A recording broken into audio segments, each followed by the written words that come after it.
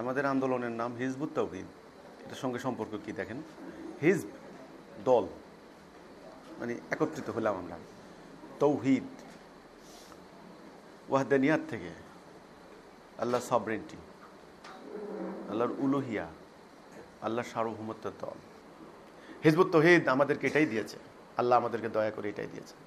আমরা এখন বুঝি আমাদের জীবনের সার্থকতা কোথায়, জান্নাত কোন পথে, কি করলে জান্নাত পাওয়া যাবে।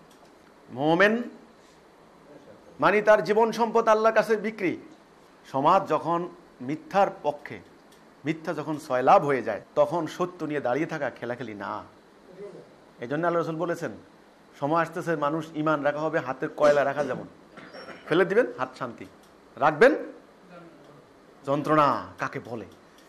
এখন যদি আপনি সত্যের পক্ষে দাঁড়ান, ঠিক ওই রকম কয়লার মতো হবে, তবুও দাঁড়াইতে হবে।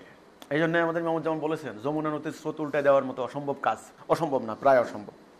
ইনশাল্লাহ আল্লাহ জানিয়ে দিয়েছেন, হিজবুত তাওহীদ দিয়ে সমস্ত পৃথিবীতে আল্লাহ সত্য দিন প্রতিষ্ঠা হবে। এই মহাসত্যের অগ্রযাত্রা কেউ রুদ্ধ করতে পারবে না। সত্য এটাকে রুদ্ধ করতে পারবে না কেউ। কাজেই হিজবুত তাওহীদকে অন্যান্য দলের মতো, অন্যান্য আন্দোলনের মতো মনে করবেন না, তাহলে ভুল হবে। আমি বলি না সবার ভাগ্যে রসুলের সাহাবীদের মতো আসবে, না, সবার ভাগ্যে একরকম আসবে না। যে কারো ভাগ্যে আসছে গালাগালি, কারো করে চাকরি থেকে বের করে দিছে, কাউকে বাড়ি থেকে বের করে দিছে, কাউকে জেলে দিছে, কাউকে ইত্যাদি। কি নির্যাতন চালানো হয়েছে, কি অত্যাচার করা হয়েছে হিজবুত তাওহীদের উপরে, আপনারা চিন্তা করতে পারবেন না। আমার মনে হয় আল্লাহর রহম সেই পর্ব চলে গেছে, এখন বিজয়ের পর্ব। সেই পর্বে আপনারা আসছেন ইনশাআল্লাহ, আল্লাহর রহম। ওই খ্রিস্টান বলে সাধারণ মানুষদেরকে লেলিয়ে দেওয়া, সাধারণ মানুষ পাগলের মতো এসে আমাদের বাড়িঘরে আক্রমণ করা, আগুন দিয়ে জ্বালিয়ে দেওয়া, নারী পুরুষদেরকে বেঁধে নিয়ে থানায় নিয়ে যাওয়া, এই সিস্টেম চলে গেছে এখন। আর এখন মানুষ বুঝে গেছে হিজবুত তাওহীদ খ্রিস্টানরা। জিনেদা থেকে খবর আসছে, মসজিদের মিম্বরে দাঁড়িয়ে হাতে কোরআন শরীফ রেখে মিথ্যা কথা বলে।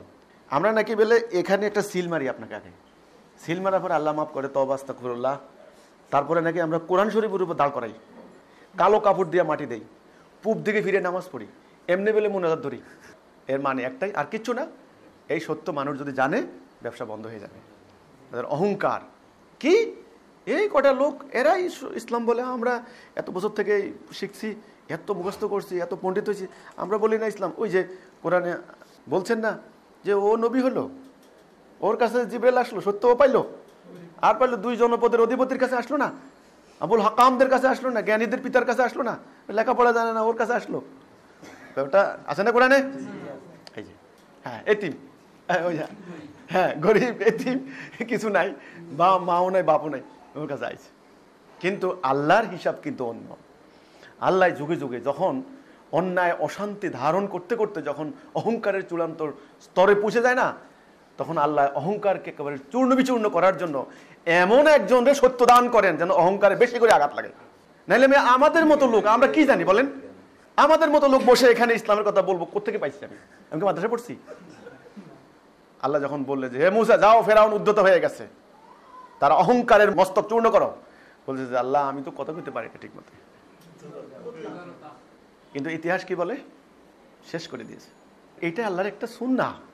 এই জন্য আপনাদের প্রতি আমার একটা অনুরোধ থাকবে, যারা হিজবুত তাওহীদ, আপনারা অনুরোধ থাকবে, কেউ যেন কোনো কথা যখন বলে শুনবেন আগে, ইনি কে এটা দেখবেন না, উনি কি হিন্দু না খ্রিস্টান না বৌদ্ধ না আস্তিক না নাস্তিক, উনি কি লেবাসদারি না লেবাস ছাড়া দেখবেন না, নারী কি পুরুষ দেখবেন না, কি বলে, যদি সত্য হয় নেবেন, উনি আপনার গুরু নেবেন, যে ভাই আপনার থেকে আমি কথাটা শিখছি, কথাটা বুঝতে পারতেছি। যদি মানসিকতা না থাকে কোনোদিন শিখতে পারবেন না।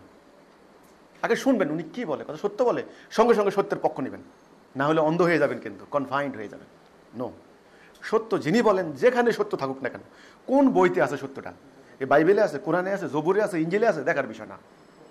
মানুষ তো বিকৃত করছে না, কিন্তু আল্লাহর কথা তো আছে, সত্য কিনা বাস ওইটাকে নেবেন। হ্যাঁ, আপনি একেবারে এতগুলো নিলে কি স্বর্ণকার কি আপনি সবগুলো দিয়ে গহনা বানায় দেয় নাকি? কি করেন আপনি? কষ্টি পাথর দিয়া যাচাই করে স্বর্ণ টুকরো টুকু নিয়ে গহনা বানায়। সত্যের পক্ষ অবলম্বনকারী তিনি কোন বংশের, কোন গোত্রের, তিনি সাদা না কালো দেখবেন না, তিনি কি উচ্চ বংশীয় না নিম্ন বংশীয় দেখবেন না, সত্যের ধারক। আল্লাহ কি বলেননি? আল্লাহ তোমাদের পোশাক দেখেন না, দেখেন তোমাদের অন্তর। আল্লাহর কাছে সেই তো মর্যাদা শ্রেষ্ঠ যে কি তাকওয়ায় শ্রেষ্ঠ। এই তাকওয়াটা কি? যিনি ন্যায় অন্যায় পথ দেখে চলেন, ইনি হলেন মুত্তাকি। পৃথিবীর সবচাইতে বড় অন্যায় করে যাচ্ছে ধর্ম ব্যবসায়ীরা। এত বড় অন্যায় করে তারা বুঝি মুত্তাকি হলো? গীবত মারাত্মক। মৃত ভাইয়ের গোশত খাওয়া, এর থেকে জঘন্য কাজ আর নাই। কোনো ভাইয়ের ভুল দেখলে তাকে সামনে বলবেন, তার পিছনে বলবেন না। পিছনে বলা গীবত। আপনার আমলগুলি তার কাছে চলে যাবে। তারপর ডিসিপ্লিন, শৃঙ্খলাবদ্ধ থাকবেন সবাই। তারপর আনুগত্য, আপনাদের যে আমির, আমির যা বলবেন সেটা শুনবেন। আল্লাহ, রসুল, আমির, আল্লাহর হুকুম মোতাবেক আমির যে কথা বলবেন। যদি কারো কথা না শুনি আমরা, তাইলে আমরা ঐক্য হব না।